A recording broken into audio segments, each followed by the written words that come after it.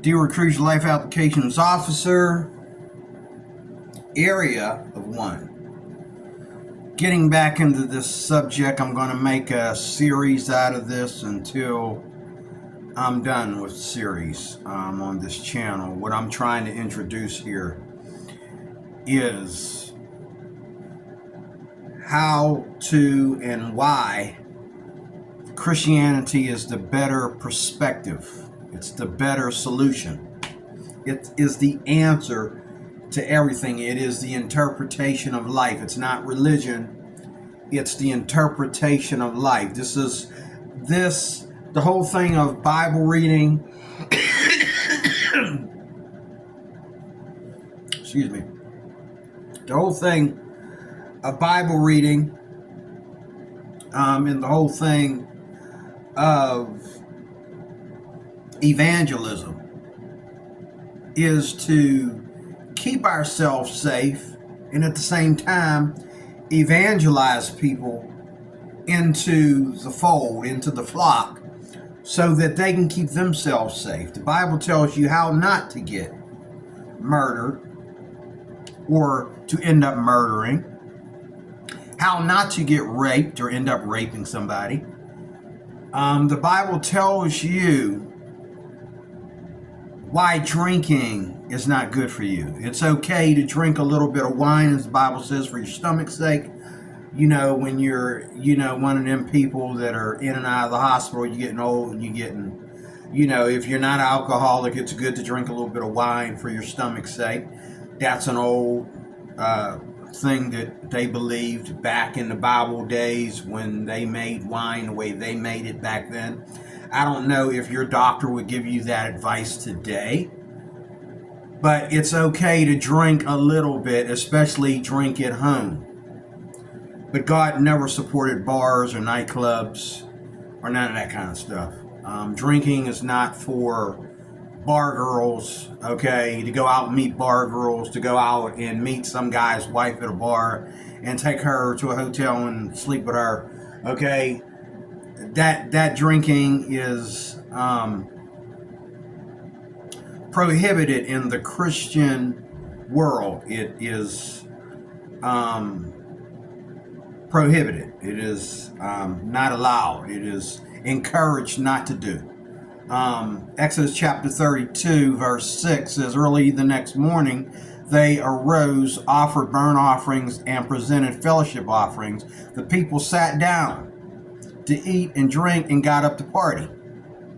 Now the original says they rose up to play. So you have adults now playing. I work a job where I watch people come from clear across the country. They come there and they stay here in Pittsburgh, and they bring their children with them, and their children have to witness either their parents acting a fool, or they have to witness being neglected for anywhere from 3 days to a week by their parents. So their parents can do what? Go get drunk, cheat on each other, okay, end up perhaps getting arrested or given a warning and a citation by the police, okay, by the hotels downtown Pittsburgh, okay, for their habits of drinking and acting rowdy in the bars that are in these hotels, their hotel stay being revoked and all that kind of stuff, because of one thing, drinking. Well, sir, Mr. Cruz, Officer Cruz, we came here to drink. You could have drunk at home if all you want to do is get wasted. You come here clear across the country to do what? Now you got somebody else in your bed that's not your wife. Okay? Your kids are, running around with some stranger. You're about to be put in jail while you're on vacation. Okay? Now you're fighting with security, you're fighting with police. Okay, you're making a fool out of yourself. And the sad thing about it is when you do wake up from your slumber, you do wake up from your drinking, you're going to remember at least 1 or 2% of what happened, and you're going to be upset. That make you want to drink more because you screwed up. Okay? Christians that are really Christians don't get drunk. Me, I drink flavored beer.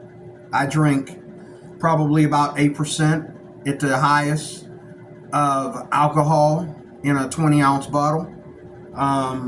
Usually it's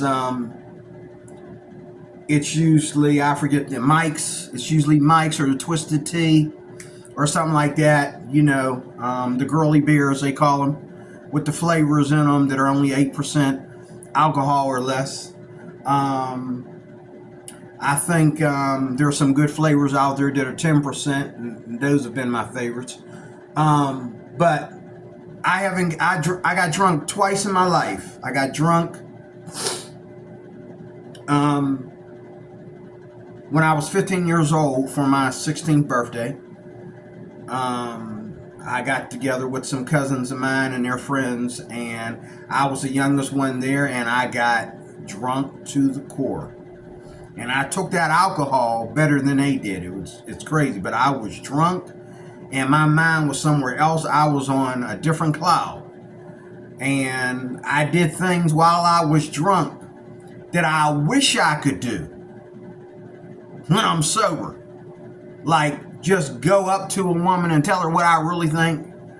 Okay? Beat the gay girl that kept bullying me in high school, the dyke that kept bullying me in high school. Just, okay? Punch her, you know? I knew I punched somebody. I didn't know who. And she thought I was a superhero. She thought that, you know, I could be Popeye with his can of spinach, you know, just like I could be Leroy Cruz with his can of Rolling Rock back then, or his large can of Rolling Rock or whatever. You know, I could drink my Rolling Rock and punch her in the face again if she don't like it. So when I apologized to her, because my cousins told me I hit the dyke girl, she come talking that smack, and I just, bam, I almost knocked her completely out. And I had no remorse. I didn't feel a thing. I didn't care. You know, she was scared to get up off the ground and fight me back because she never seen me this way before. And second of all, my cousins were with me. So, you know, drinking can cause you to be in a state that you don't mean to be in. And when you awake from your hangover or whatever, you're going to only remember 1 or 2%, at the most maybe 5% of what really happened that day. How do you know you didn't rape that girl? How do you know you didn't beat up that woman's husband? And because you didn't believe that he was really her husband. So you beat up an innocent man because you thought he was hitting on your girl when he was actually her husband. You just some dude that she was being nice to, you know. You know, things like that. Alcohol gets crazy. Just this past weekend, I was on a security job, and this guy flipped out. He had left one bar. We have many. He left one bar and went to another one. Okay? And the reason why he kept going to these different bars is because these bars were packed. And every time he got to a certain extent, he would switch bars. And they didn't know or recognize that the dude's over his limit of drinking.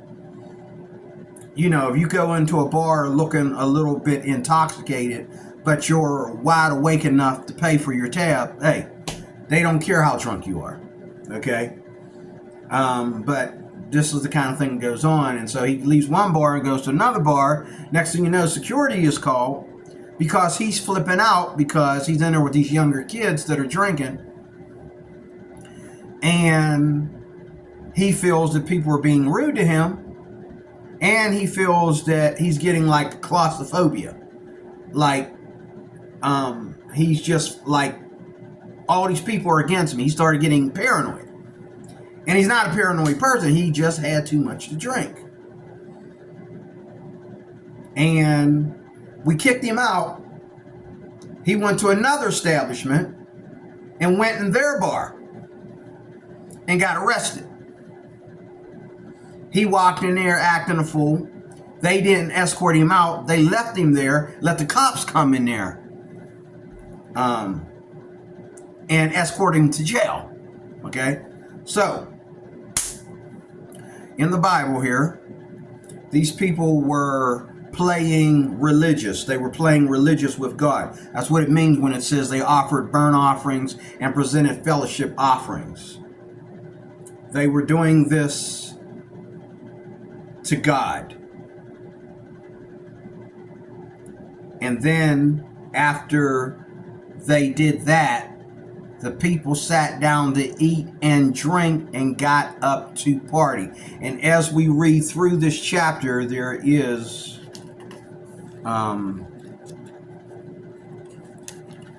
Exodus chapter 32. Since you people have told me you don't have to be a Christian to read the Bible, I'm showing you how to read the Bible. So you don't be the guy that got slapped, verbally and spiritually by a Christian, had this angry episode with a Christian to find out that this Bible don't really apply to you because you don't believe in it. You already don't believe in this Bible. Why are you reading it?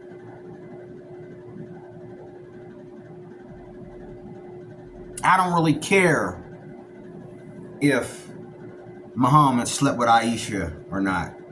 I don't care whether she was 3, 9, or 16. I don't care. Because I don't practice that religion. But Christians, a lot of Christians want to use that against Islam. I don't need to use the fact that, Muhammad was a child molester against Islam. I know that Allah is not God. That's good enough for me. Prove me wrong. Allah is not God, neither is it the name for God, even in Arabic. Okay? And the God that they serve is not exegesis. It's not Jehovah. It's not Yahweh. It's not the Elohim. Okay? It's not the Logos. God is 3 in 1. Muslims think that they have to explain to Christians that God cannot be 3 in 1. That God get no, because our God is 3 in 1. Your God is God of the crescent moon. If you think Islam is better than Christianity, pack your suitcase and fly to Mecca. I don't care. But this Bible right here, this is for Christians. And I don't really care about what you practice when you don't practice what I practice. And I'm saying this for every religion. I'm saying this for atheists. I'm saying this for everybody. One of the problems that we have in America is people don't have respect for the house of Christianity. I respect the house of Islam. I respect that the people need to wear the burqa, the hijab, and the clothing that they wear. And women in Islam, in their own country, it's you better wear the hijab, the burqa, and dress like Casper the Friendly Ghost all the way down to your ankles. The women, okay? But here in America, they do it as a symbol of pride to put their religion above other religions, because there is no Islamic men able to make a woman cover up her head or dress that way in public in the United States of America. We do not, so far, even for Islamics, practice Sharia law here in America. We don't practice their culture here in America. But Christianity did not start in America. It was brought here. It was brought here more than once. It was brought here through the people that came with Christopher Columbus. I don't know if Christopher Columbus was a Christian or not, but I know he brought Christians here with him. Okay? It also was brought here by slaves, because some of those slaves were Ethiopian, which back at that time was a Christian region or nation or whichever it is. I'm not sure what its ties to Africa is.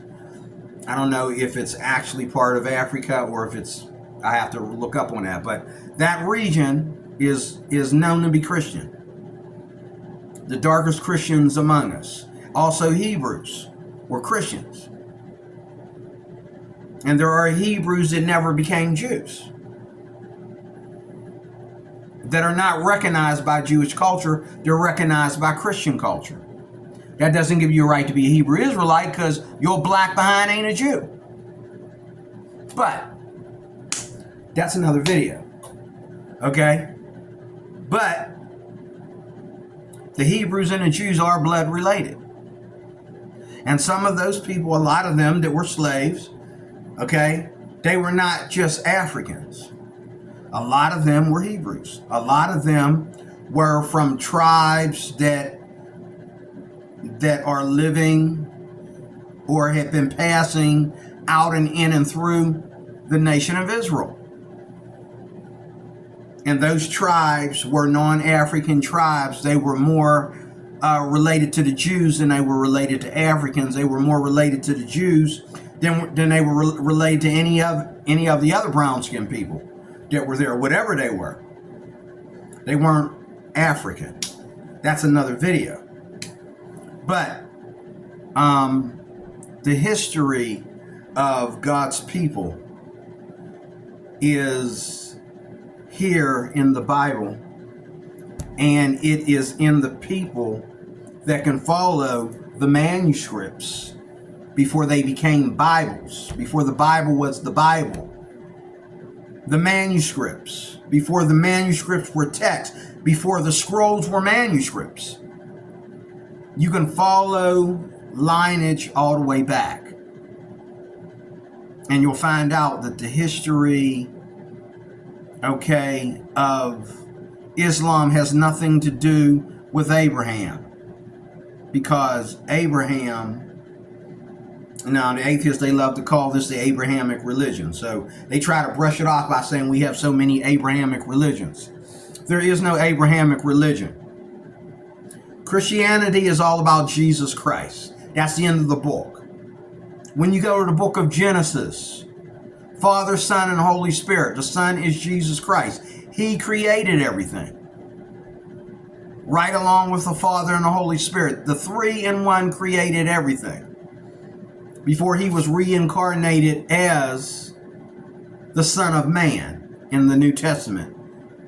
He also created everything. He spoke to many of the patriarchs in the Old Testament. Jesus Christ. Okay? The Bible is about Jesus Christ. All through the Old Testament, there's prophecies fulfilled in the New Testament and are still being fulfilled today, even in 2024, about Jesus Christ. Okay? Has nothing to do with Abraham, except that Jesus quoted Abraham, because Abraham was the first to live by faith more than sacrifice. Abraham believed God, and it was accounted unto him as righteousness. Okay? That's about as far as Abrahamic it gets. Okay? Islam is not an Abrahamic religion, because Abraham sent the bondwoman away. His son,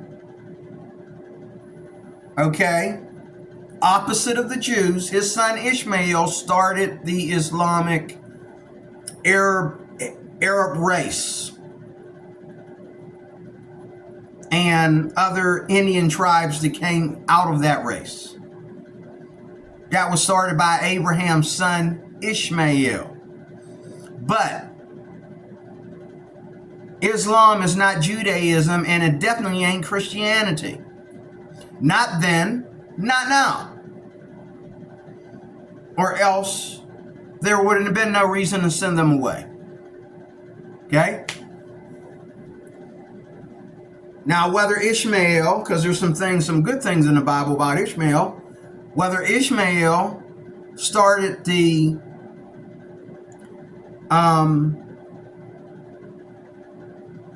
Islamic religion, which I doubt it. There's no receipts for that. But he did start. He was the father. He is the father of the Arab nations. Okay? The cultures and their dwelling places, their people, their nationality started with Ishmael. Okay? That doesn't make Islam Abrahamic. That doesn't make Christianity Abrahamic. Catholicism is not Abrahamic. It's Italian and Greek. Most of what you see, that's why Vatican City is in Italy. Because Catholicism was never part of Christianity. Catholicism burned Christians at the stake and wanted to force Christianity to be Catholic. But today, for some reason, we think that Catholicism and Christianity, that Catholicism is just a denomination. You can go to a Pentecostal church, a Baptist church, a Presbyterian church, a Lutheran church, a Methodist church even, and see what they all have in common. Then go to a Catholic church, you'll see they got nothing in common with those other 4 or 5 churches I just mentioned. Nothing. There is no Abrahamic religion. Catholicism is Italian/Greek. Greek mythology. Christianity is Jesus. Islam is Allah and Muhammad. Every religion has its own gods and its own issues, its own horrible points and its own perfect points. I praise Islamic people on certain things, but the majority of it, keep it away from me. I want no parts of it. Okay? Now, Judaism might be Abrahamic because Judaism never left the Old Testament. Even right now, today, as we speak, they do not understand the New Testament. Neither do they consider the New Testament scripture. Okay? So you could call them Abrahamic, but I'd rather call them Old Testament, or rather call them the Torah, because there's issues with what they even believe about Abraham. That's not what it says here. Okay? And just like my Bible, their Bible came from a copy, and their Bible is one of the Bibles that was rejected by the church. Just like the Catholic Bible, just like any other religious book that is not Christianity. And Christianity is a big word, and people throw that word around like they throw the word African American around like everything brown is African American. If you got coarse hair, or some people like to call it nappy hair, then you're automatically African American, and that's not true. And if you're dark complected, that doesn't automatically make you African American either. There are plenty of people that are dark complected that only got 1% of African or black DNA in their genes.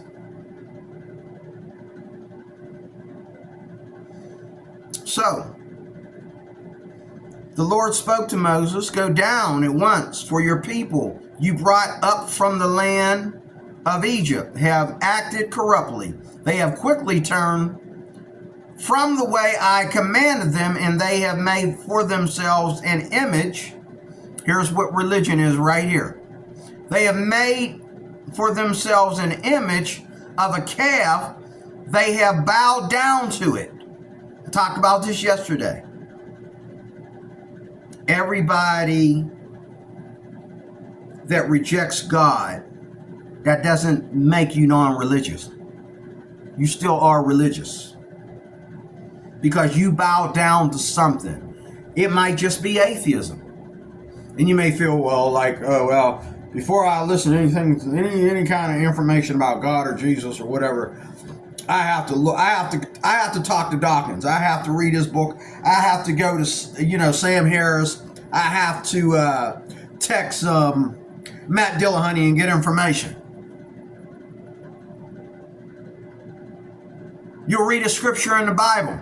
You'll say, "Call Matt," because you don't understand it. Matt was in the church for how many years? And he didn't understand the virgin birth. Matt was in the church for how many years and he didn't understand the Trinity.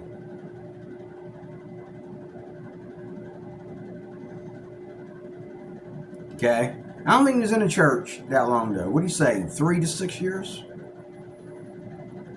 I forget how long he said. But you got all these people out in the world. My point is that you have all these people out in the world who just open up a Bible without no bishop, no pastor, no overseer, no Christian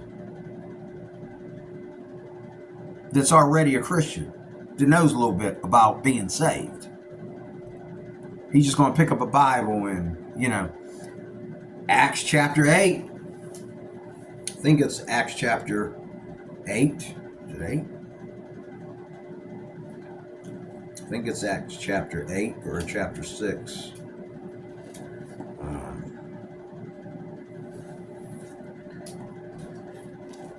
I think it's 8.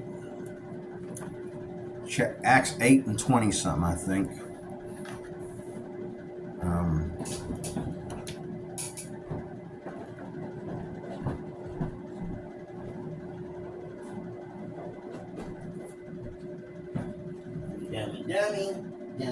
Dummy.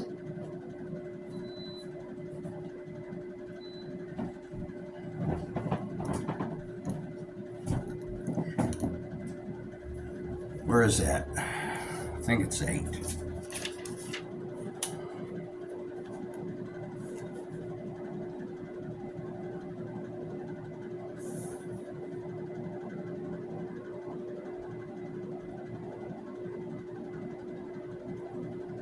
Yes.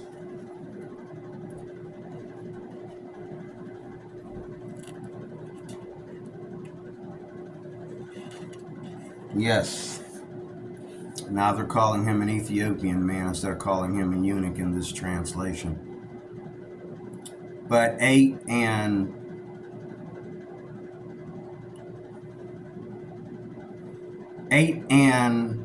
29 to 32.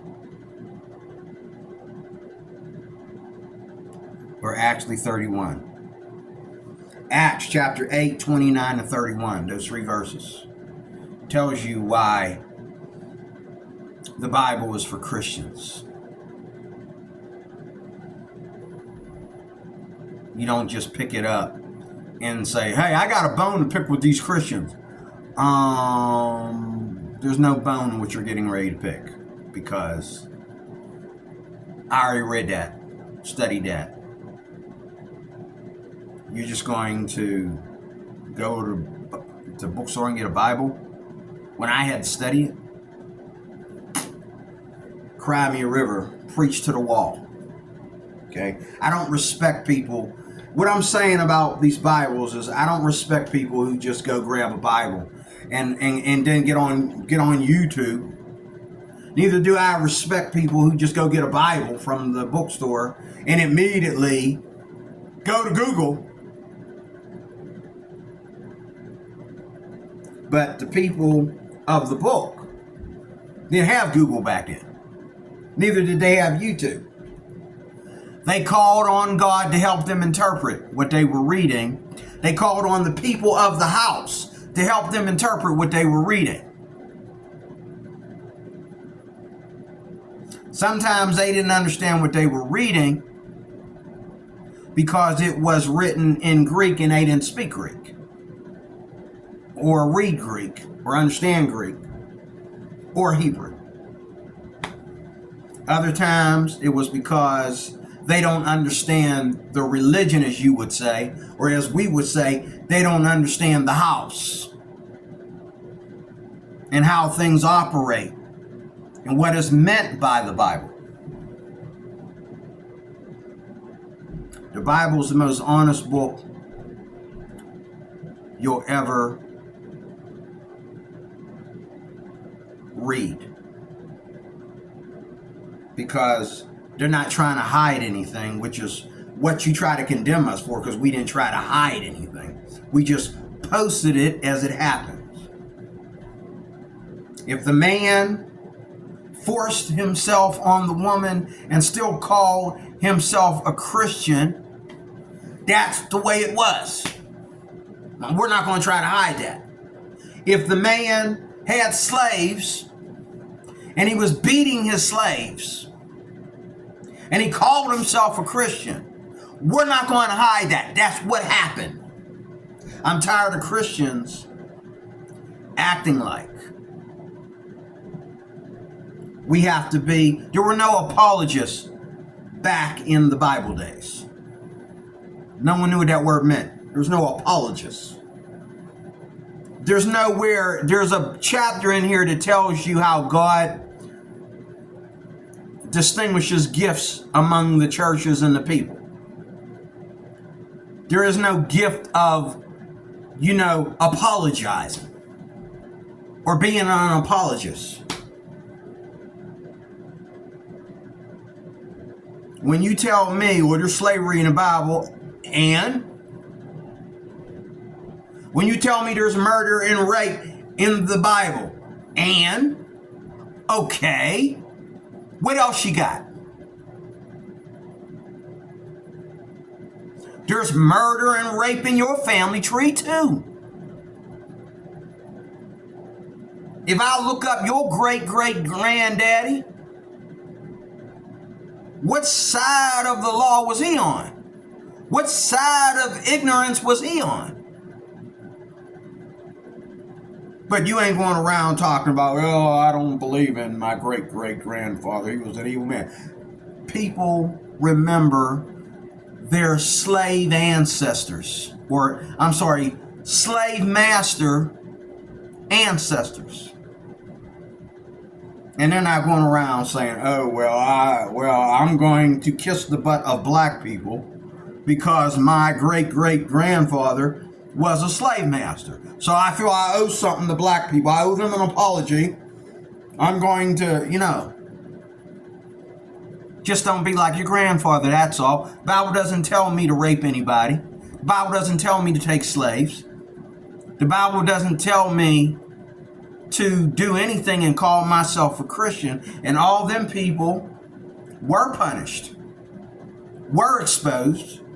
But they didn't wait till 2024 for the atheists to come and expose us. They were exposed in this same Bible.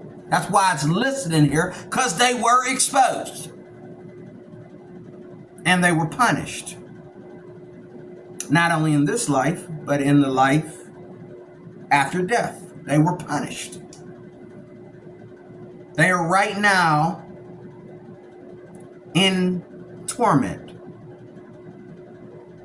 It doesn't matter whether you called yourself a Christian and you did those things, or you fell into those things, or you were no Christian at all and lied about it, or you did it because you weren't no Christian at all and you just disrespected anything Christian or godly. So it doesn't matter. This is why I don't believe in eternal security, because eternal security is just like faithfulness. If my wife is faithful to me, then she's faithful to me. But if she's not faithful to me, I have a right to divorce her. And a lot of people think that just means sexual activity. So she can flirt and let another man put his hands all over her and all like that, and they can be meeting and, you know, they can be talking about things that they're talking about that should be talked about with me and my wife. But I believe it's a lot thicker than that. And I believe that unfaithfulness is qualifications for divorce. Now, some unfaithfulness, some lacks of loyalty, you can forgive, and you can wait for your spouse to repent and turn.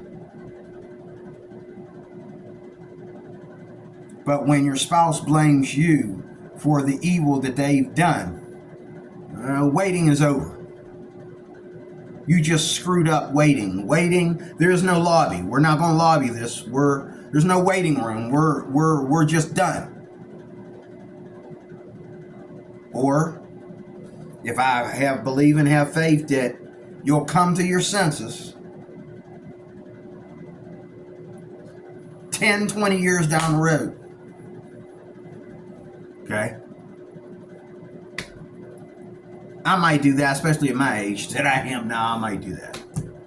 Okay? But my point is that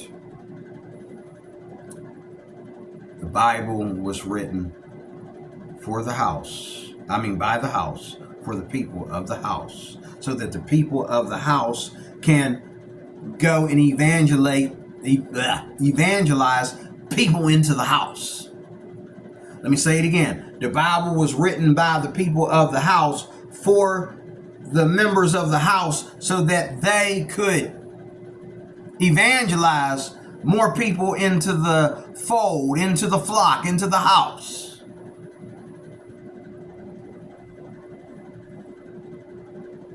That's what it's for.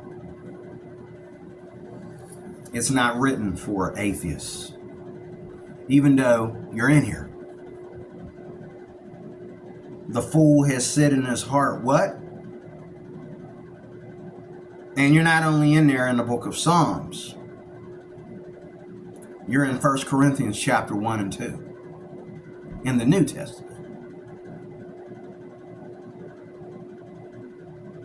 And you're also mentioned in 1 John and Jude and all like that. Here's one for you in John. Do not love the world, nor the things of the world, because if you love the world, you make yourself an enemy of God.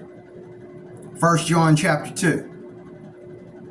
You make yourself an enemy of God. What's in the world? Lust of the eyes, lust of the flesh, and the pride of life.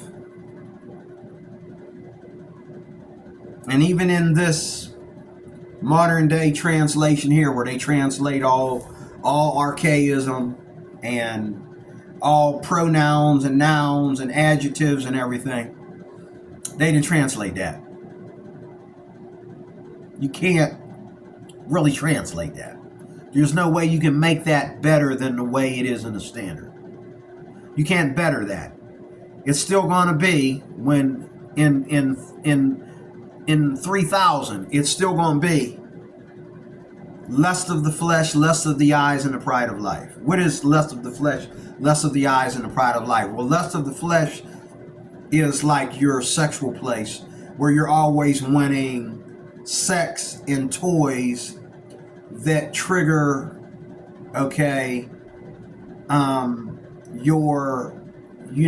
pleasure side, and your life is more about pleasure than it is about taking things seriously. What I mentioned earlier about drinking is lust of the flesh. And usually when people drink, there's always, sex involved, like in Exodus chapter 32 I just read. There's sex involved, or a lot of talk about sex. Of course, jesting about sex, like I talked about yesterday. It's always there when people are drinking. And then you take the girl home and you're too drunk to get it up, so you just throw up all over her. Okay? The Bible warns Christians not to be like non-Christians. You can mock us and laugh at us all you want to. But when we go to bed tonight, we're still better than you. Because we choose the interpretation of life. We choose to bow to our consciences instead of our desires, fleshly desires. Lust of the eyes, again, looking at women, looking at toys, and wanting what somebody else has, covetousness. Lust of the eyes. You see something, you want it. You're trying to go on a diet, but the minute you see a steak, you forgot that you just had a steak. That's how you can keep ending up fat. You know what I'm saying? Lust of the eyes. You can't imagine eating that steak without the fries. Well, the carbs mixed with protein is like an explosion. It just gets stuck in your gut and takes long to digest. When you eat carbs with meat, even meat alone takes long to digest. But when you eat carbs with it, now you can actually feel it, taking long to digest, and yours is bloating problem that happens, especially for us that have a gut like myself. You begin to be bloated and indigested. Okay? And even if you don't have a gut, you still feel like you got a gut because your body's not metabolizing like it should when you were young. So you need to chill and slow down with the steak and potato. Especially when you're going to eat bread with that steak and potato. Okay? Or something else that is loaded with carbs. Okay? I'm not here to teach you how to eat. That's another video on one of my other channels. But I'm just saying that lust of the flesh and lust of the eyes is the world we live in. Everybody is lusting after the flesh and lusting after the eyes, or the lust of the eyes. You looking at things and wanting it because you saw it. You see a woman and you start thinking about sex. You see a pretty girl, a pretty face, you forget you got a wife at home. Oh, I need to go over there and talk to her. Stop.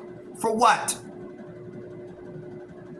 You're going to let everybody here know that they never met your wife, but you're going to let everybody here know that your wife ain't all that hot, or maybe your wife is not giving you great sex, or you're not having great sex with your wife, I should say.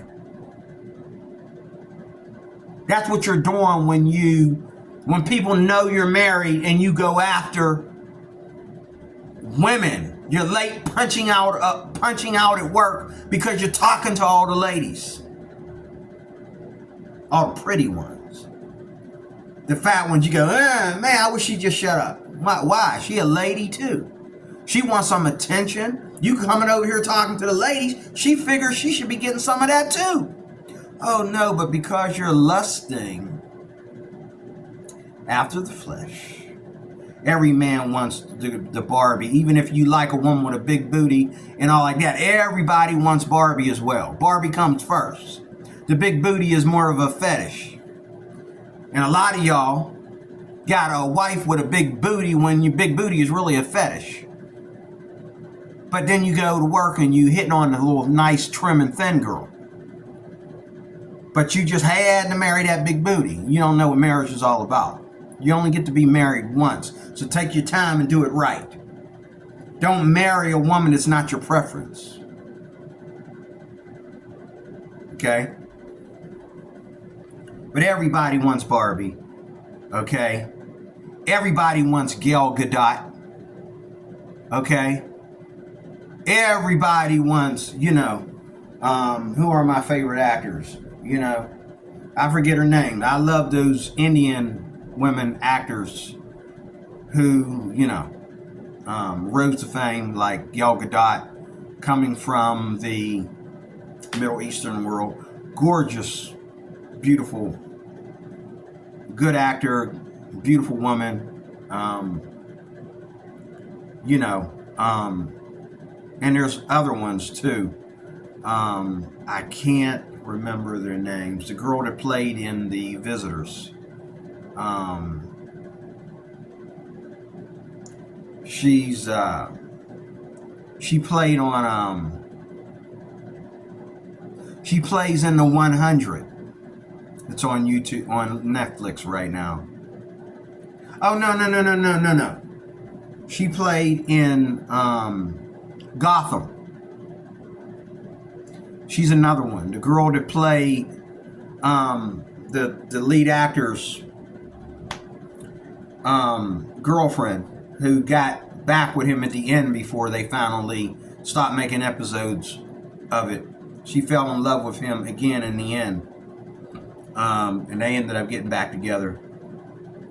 But the movie Gotham, was, what do we do without Batman? Now at the end, in the last season, or the last 3 episodes, however that went, Batman comes and they take Gotham back. But it was showing you how humans fight against superheroes in Gotham before Batman ever showed up.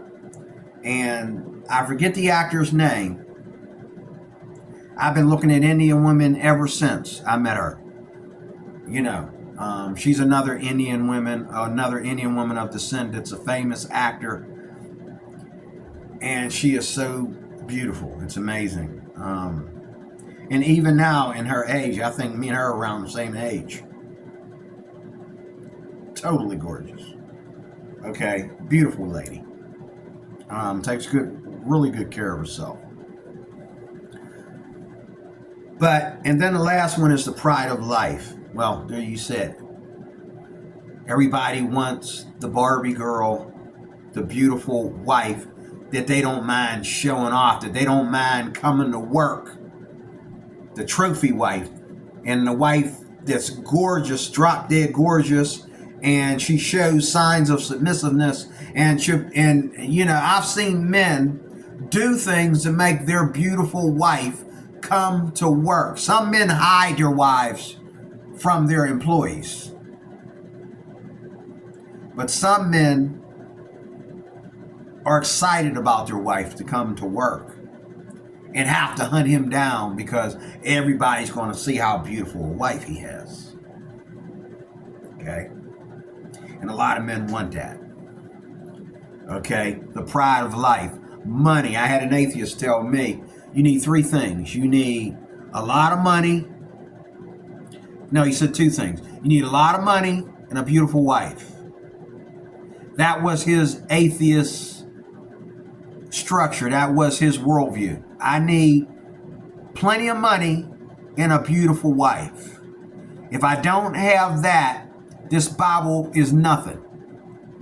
Well, there's rich people in the Bible that are way richer than your a lot of money and a beautiful wife. They had more than one beautiful wife, and they had all the money because they was running the country that they were in. They were running, King Solomon. How many wives did he have? How many concubines did he have?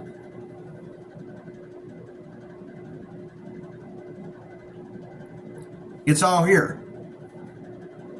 But just like there's not every atheist is rich, and not every atheist has a beautiful wife.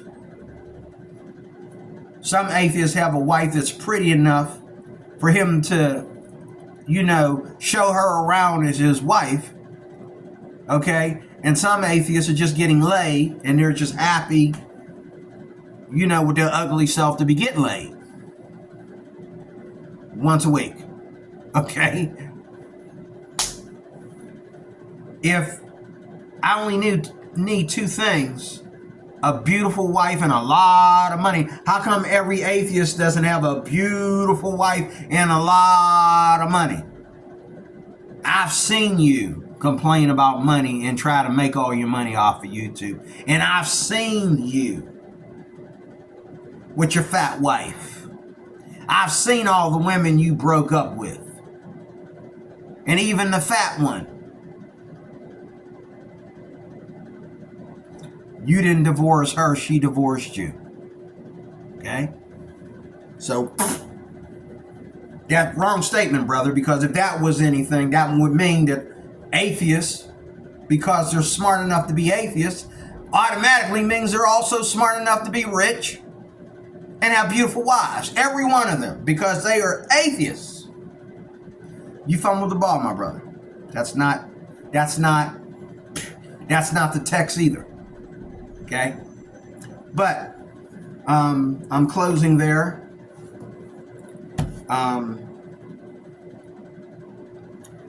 The people sat down to eat and drink and then rose up to party. Welcome to every Friday and Saturday. Welcome to America. What would we do without beer and tobacco? Now, the government is getting taxes from marijuana banks now. They can't sell marijuana on the street because the government is taking the marijuana and they're selling it cheaper. If you can get a okay from your doctor. And now I hear a lot of doctors are getting high. I had a doctor in my Uber one day.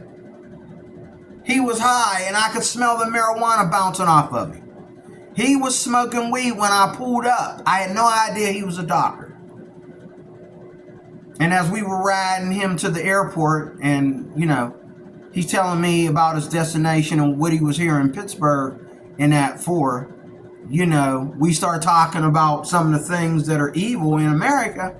And when I mention weed, he not only makes more money now as a doctor because he added the weed program to his doctorship, but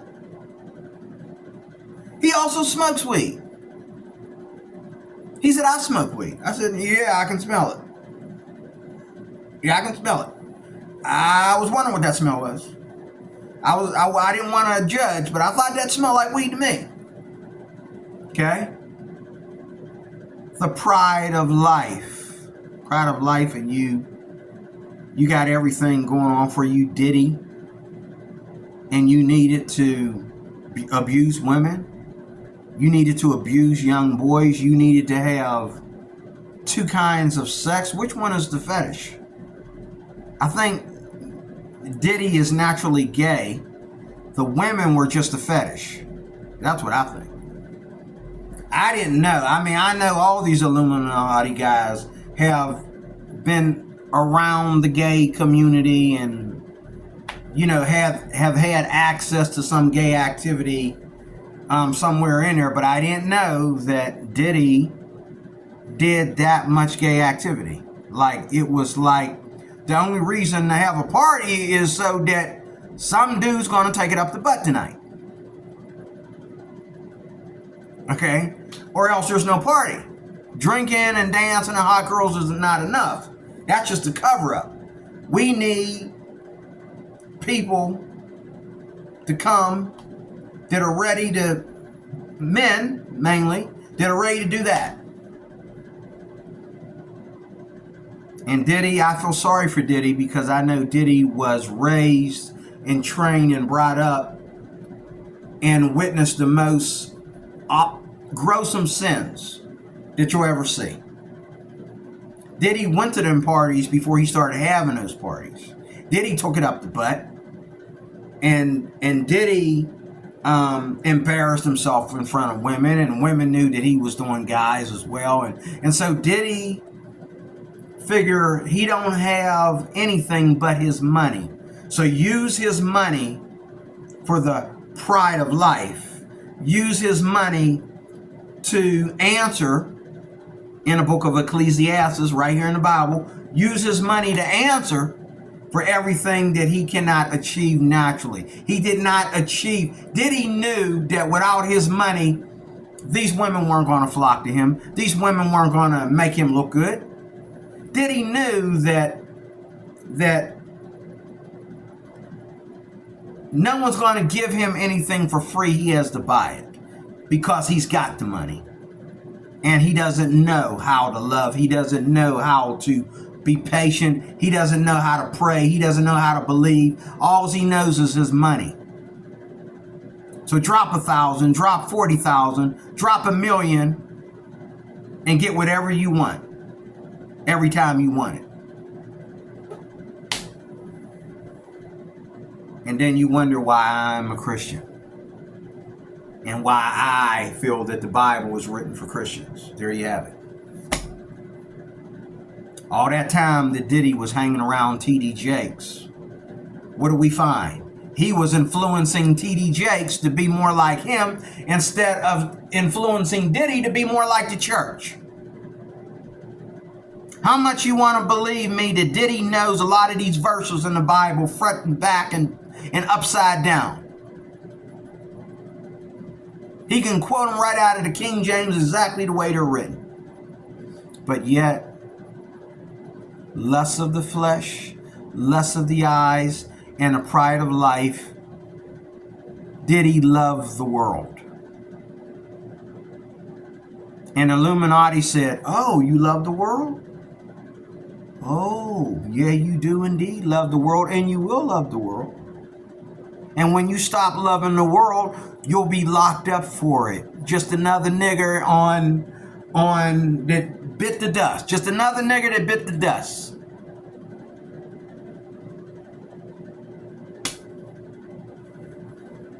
Another rapper, another performer, another black star that bit the dust. Another one down. And who cares? You think they care? They don't care. You think Hollywood cares? They don't care. The only ones that care are the ones that was doing the same exact nonsense that he was doing, and they're worried about their butt joining him in the cell right next to him. And I can't believe all these people. They're so funny and so talented, but they were doing the same thing as Diddy. And if the testimonies come out thick enough, by the time Donald Trump is in office, if he makes it in office, okay, half of Hollywood will be in jail because of P. Diddy files and records and his testimony to take some of the pressure off himself. He will now tell the truth. He will be truthful. And it will be a mess. But do I believe that Diddy can get off? Does he have enough money to get himself off? I believe that people will take money for anything, okay, to get out of anything. Or people will do anything for money to get out of anything. D-Word Cruise, your life applications officer. 1 hour is enough. Area of 1. Leave a comment and I'll make a video about it. God bless you. See you soon with more.